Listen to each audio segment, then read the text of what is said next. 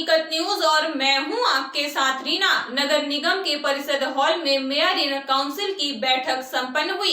बैठक में mayor in council के सदस्य स्वतंत्र शर्मा, धनेन्द्र सिंह बघेल, नजमा बेगम, रमा दुबे तथा निगमायुक्त मृणाल मीणा, अधीक्षण यंत्री शैलेंद्र शुक्ला मुख्य रूप से मौजूद रहे। बैठक में किन बिंदुओं पर MIC में चर्चा हुई और क्या नतीजा रहा, सुनिए महापौर अजय मिश्रा बाबा की जुबानी।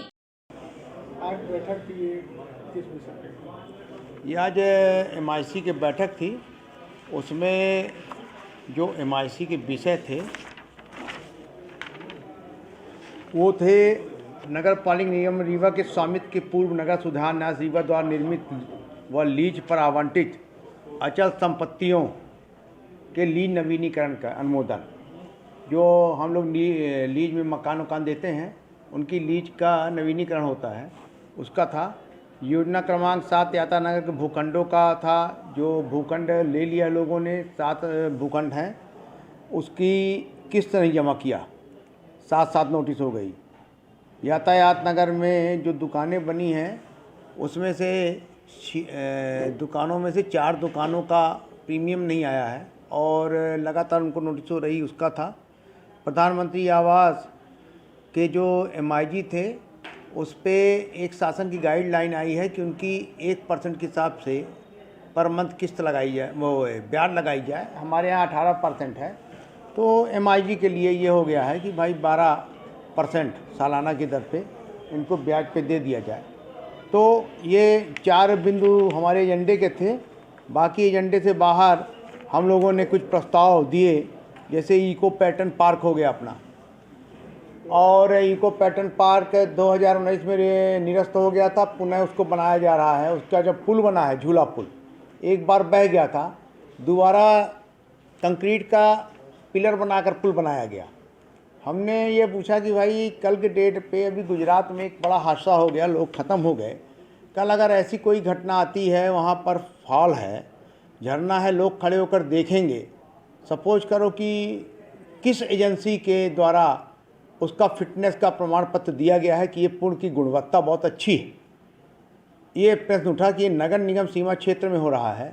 दूसरा, जो वहाँ पर भवन बन रहे हैं उसकी मंजूरी के बारे में बताया गया कि भाई आपने मंजूरी कब दिया। NGTV ग्रीन टनल का जो निर्देश है वो ये है कि 30 मीटर से 50 मीटर तक आप तो उस पर कोई भी काम नहीं कर सकते, तो नदी से लगा हुआ एरिया है। तो ये विषय था। दूसरा, पैच वर्क का कुछ मामला था, जल प्रदाय के संबंध में मामला था, चौराहा तालाब के जो एक रानी तालाब सौंदर्यीकरण का था।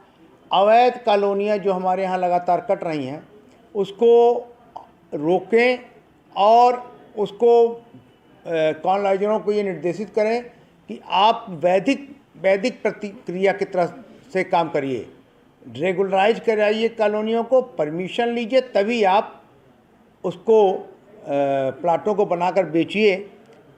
और एक आज ये भी निर्देश जारी किया गया है कि नगर के विकास कार्यों के भूमि पूजन लोकार्पण के संबंध में कोई भी निर्धारित प्रक्रिया नहीं होने के कारण यहाँ पर अपने मन से जो भर्रेशाही चल रही है उस पर अंकुश लगाया जाए और अब भूमि पूजन की जो प्रक्रिया होगी वो